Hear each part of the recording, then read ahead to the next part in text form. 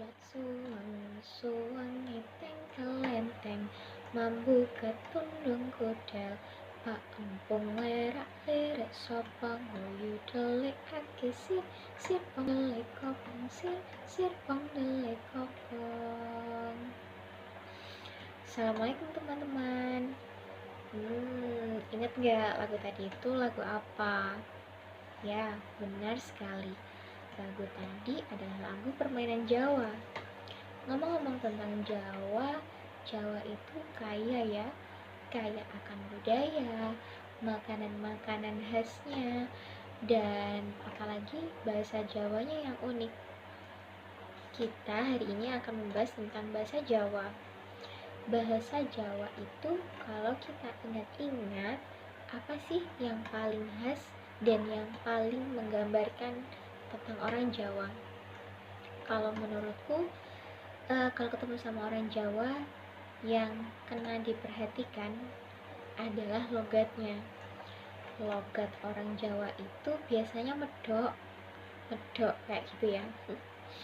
Dan bukan tentang logat aja sih bahasa Jawa itu. Bahasa Jawa juga ada tingkatan-tingkatan yang wajib kita pelajari kalau ingin berinteraksi dengan masyarakat yang menggunakan bahasa Jawa.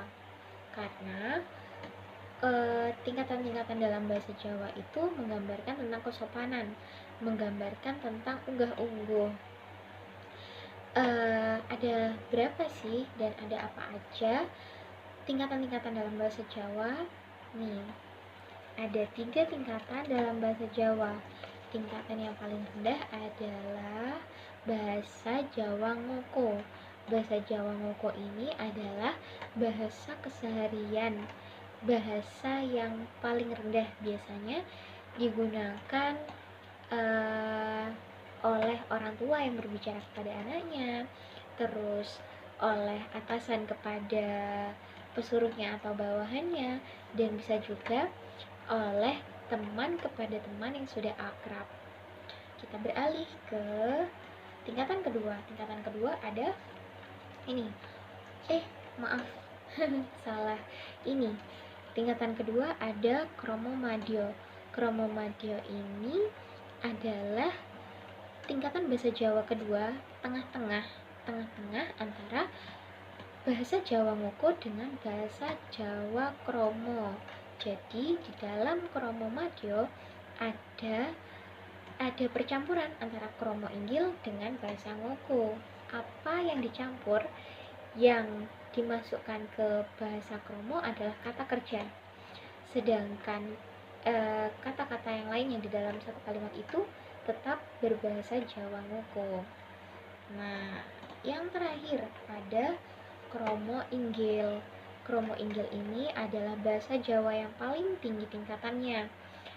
Ini digunakan kepada kita ketika kita akan berbicara kepada orang-orang yang harus kita hormati, seperti ketika kita ingin berbicara kepada orang tua, ketika kita berbicara kepada guru semisal, atau kepada atasan kita, atau kepada orang-orang yang kita hormati. Dan Kromo Inggil ini biasanya kita dengar itu di mana ya? Ada yang tahu nggak?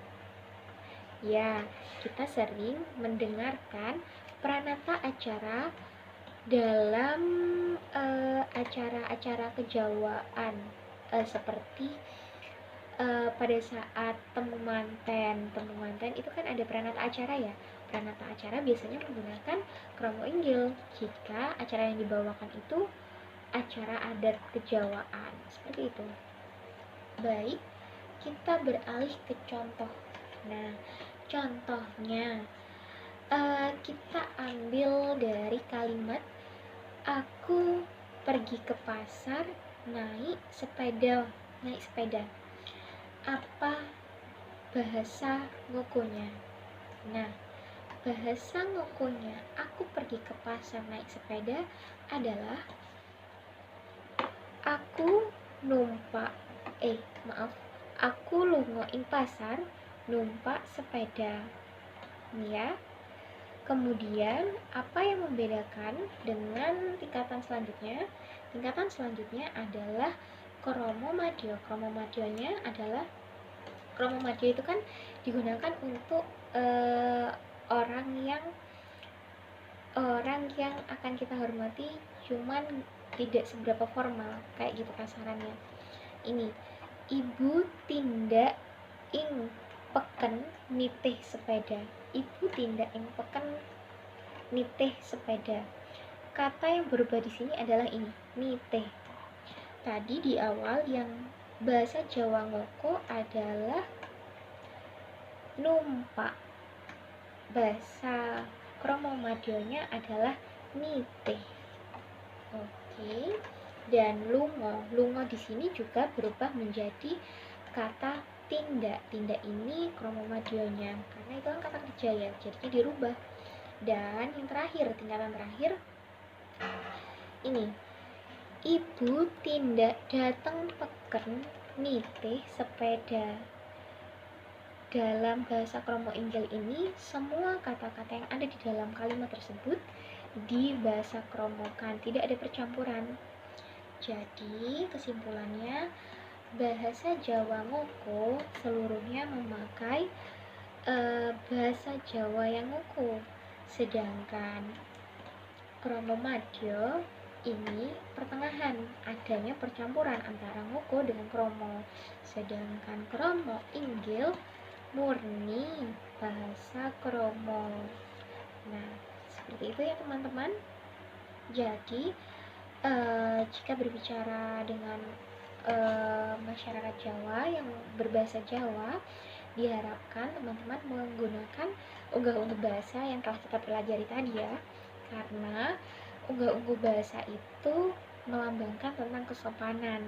Jadi nggak baik rasanya kalau kita berbicara kepada orang tua ataupun kepada atasan menggunakan ragam bahasa Jawa yang ngoko, karena ngoko itu tingkatan paling rendah yang kita gunakan dalam keseharian, seperti kepada teman yang sudah kenal.